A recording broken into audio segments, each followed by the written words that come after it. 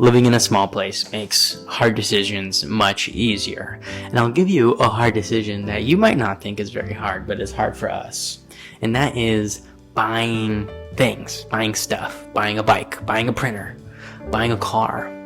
There's this question of where will this go? And the reason why we're asking ourselves this question is because we live in a really small room and we have a roommate who lives in the living room. And so whenever we're going to purchase something, even like groceries, we have to ask, where will this go? Which, by product of this, helps us lead an intentional life. The items that we have all have a purpose, and they serve our life one way or the other. And there's not a lot of room for knickknacks and paddywhacks. There's really no room to put unnecessary things that aren't being used right now. And the reason why we live in a small place is because we don't want to pay a bunch of money in rent, but more specifically, we don't have a use for a much bigger place than we have. And the reason why is we travel from place to place to place to place. We have short-term leases for like 6 months when we get to experience a city, and so we only have the things that we need. And the second part about living a small life is that, specifically for us, is that we have an inconsistent income. We run our own business, and sometimes we have really, really good months, and sometimes we don't have good months. And so if we inflate our lifestyle until this business stabilizes, we're going to be over-leveraged. We're going to be spending a lot more money on our home or our place that we're renting than the business, which is going to inhibit it in growing. We also won't be able to handle a lot of risk because it suddenly becomes, well, if this doesn't work out, then we won't be able to pay rent. We're going to get evicted. That's like long-term thinking and stuff. But that's how I think about it. And the byproduct of this is that we believe in minimalism. We believe in not over-consuming, repairing the items that you have, making the most of the items that you do have, and not overspending, not over-consuming, and just taking care of the things that you have. And when you live in a small place, it's hard to not be reminded that you have to be minimal.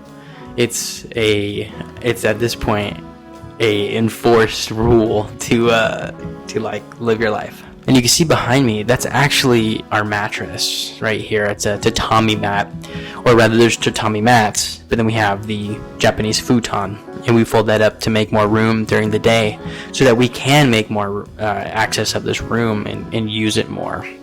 And what's great about this is that we are constantly moving on our knees, we're changing positions, and that is making us move a lot more. And what's really interesting is we actually sold our car about a year ago. It was after we went to Mexico. We rented a car, and it was like terrifying driving there. And I realized I actually really hate cars. We were walking all around Mexico, and it was a ton of fun. It was like stress-free. You move a little bit slow, but it is stress-free.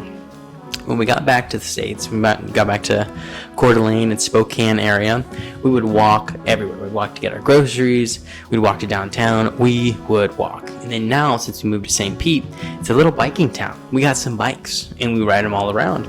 And this means we have 10x'd our movement.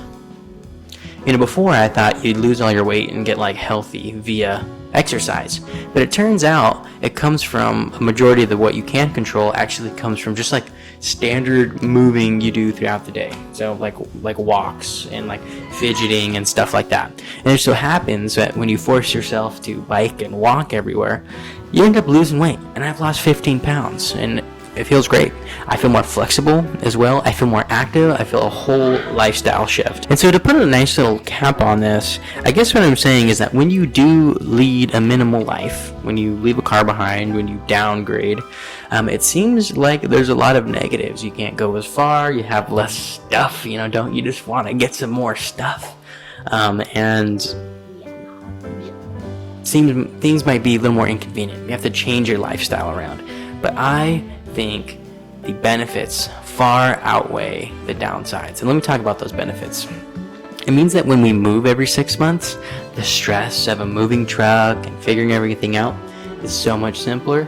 We just have to pack up our stuff that we already know fits, and then we leave. Simple.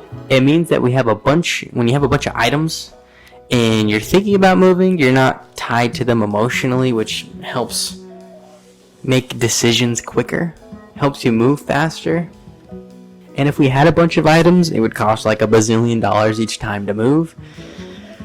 and I don't want to pay that money. And that's the type of thing that might keep you, stuck in one spot for a long time. I felt stuck in Spokane. And when we downgraded, everything got so much more simple, so much more free.